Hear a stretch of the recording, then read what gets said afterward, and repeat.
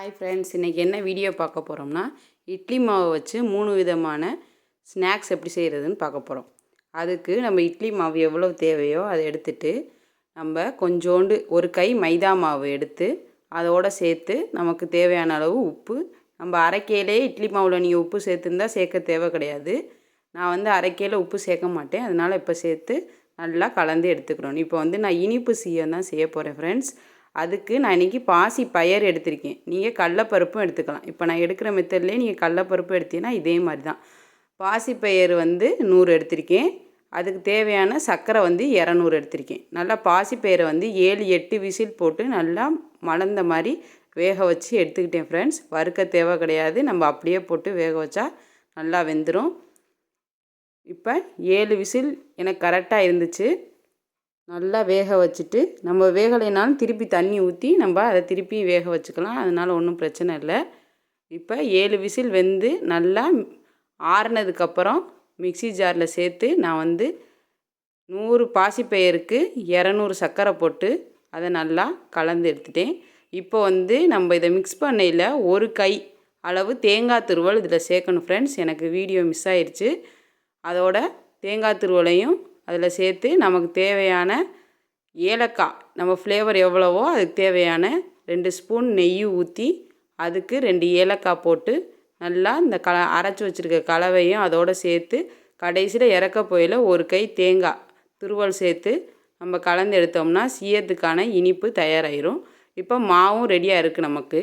இப்போ இதை நம்ம சின்ன சின்ன உருண்டைகளாக உருட்டி நம்ம அந்த மாவோட கலந்து எடுத்து நம்ம சுட்டோம்னா இனிப்பு சீயம் ரெடி ஆயிடுச்சு ஃப்ரெண்ட்ஸ்.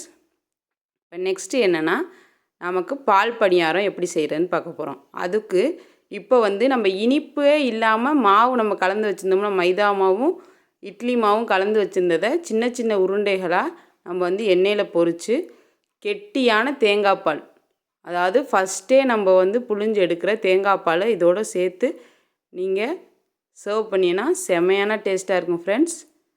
அதுக்கு நம்ம குட்டி குட்டி உருண்டைகளாக போட்டு பாருங்கள், எப்படி வீடியோவிலே பாருங்கள் எப்படி மேலே அது வந்திருக்கு பாருங்கள். எண்ணெய் எதுவுமே குடிக்காது ஃப்ரெண்ட்ஸ். நீங்கள் எண்ணெய் காலையில் ஆட்டினீங்கன்னா மாவு நீங்கள் ஈவினிங்கே போடலாம், எந்த பிரச்சனையுமே இருக்காது. நம்ம ஃப்ரிட்ஜில் வச்சாலும் சரி வெளியே வச்சாலும் சரி பிடிக்காமல் நம்ம இட்லி மாவில் இப்படி பண்ணிங்கன்னா செம்மையான டேஸ்ட்டாக இருக்கும் ஃப்ரெண்ட்ஸ். இப்போ கெட்டியான தேங்காய் பாலில் நமக்கு எவ்வளோ சர்க்கரை தேவையோ அதில் சேர்த்து நம்ம சர்வ் பண்ணால் பால் பணியாரம் தயாராகிடுச்சு ஃப்ரெண்ட்ஸ். இப்போ இனிப்பு பணியாரம் எப்படி செய்கிறேன்னு பார்க்கணும். அதுக்கு நமக்கு தேவையான இட்லி மாவு அதை ஃபஸ்ட்டு எடுத்து கெட்டியாக வச்சுக்கிறோன்னு தண்ணியே அதில் நம்ம மாவில் சேர்க்கவே கூடாது. இப்போ வெல்லத்துக்கு தண்ணி சேர்க்குறோமே அந்த தண்ணியை தான் அந்த மாவோடு நம்ம கலக்க போகிறோம். அதனால் இட்லி மாவில் நம்ம தண்ணியே சேர்க்கக்கூடாது.